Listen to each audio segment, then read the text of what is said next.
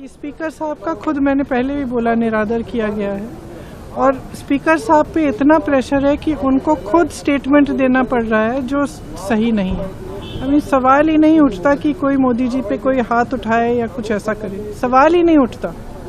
और 11 महिला एमपी हैं, मैं एक हूँ और 10 और हैं कांग्रेस की, उनमें से किसी को आप देखिए सब सीरियस लेडीज़ हैं, कोई ऐसे थोड़ी है कि जाके पीएम साहब को कुछ करेंगी।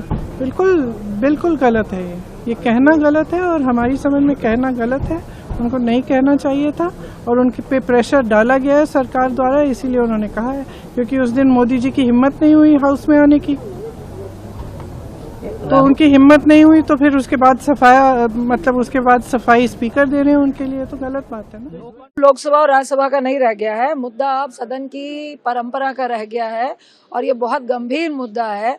क्या आपने इससे पहले कभी सुना है क्या पार्लियामेंट के भीतर प्रधानमंत्री को महिला सांसदों से डर है? सांसदों से डर है, ये शेमफुल नहीं है क्या?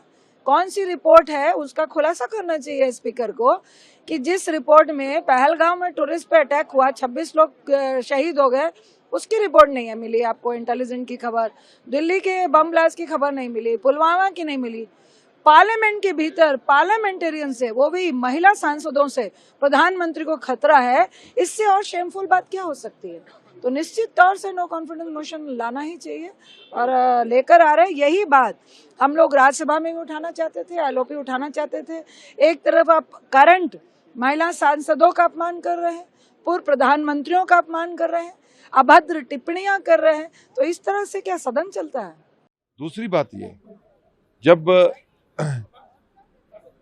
प्रेसिडेंट स्पीच के ऊपर प्राइम मिनिस्टर साहब ने भाषण करना था, अपनी बात रखनी थी, तो वो क्यों नहीं आए? उनके पास जवाब नहीं है, उन्होंने बहाना बना दिया। अब स्पीकर साहब से हमें इस बात का भी दुख है कि ये हाउस के कस्टोडियन है, हम चाहे किसी पार्टी से बिलोंग करते हो, we are all the house member, हम उस हाउस के सारे मेंबर हैं, तो एज ए मेंबर हमें ट्रीट करना चाहिए, कौन किस पार्टी का इससे नहीं। लेकिन स्पीकर साहब ने जिस तरीके के साथ उनको प्रोटेक्ट कर रहे हैं और जिस तरीके के साथ हाउस में अभी उन्होंने बाद में बोला जी मेरे को लग रहा था कि खतरा है उनका बोलना। भाई इतने भी ये सब लोग सभ्यत लोग हैं, चुन के आए हुए लोग हैं। और मैं एक बात याद दिलाना चाहता हूँ स्पीकर साहब को कि स्पीकर साहब जब प्राइम मिनिस्टर स्वर्गीय डॉक्टर मनमोहन सिंह जी थे तो एक साइड में बोल रहे थे, सामने उनके प्रोटेस्ट हो रहा था, लेकिन उनमें दम था बोलने का, वो बोलते रहे, प्रोटेस्ट करने वालों को प्रोटेस्ट होता रहा।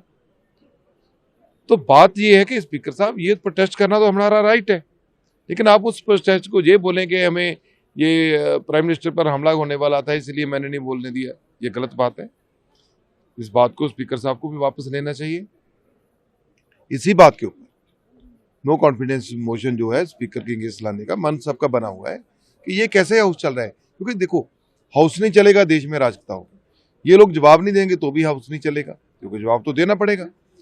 हम इनको हाउस, अब हम ये बोले कि आप जवाब भी नहीं दो हाउस चलाओ, तो फिर तो वो कॉम्प्रोमाइज हो गया।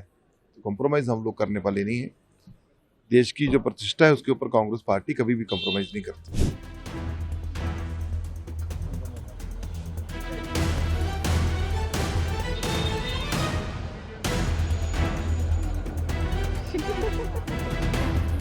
बोल रहे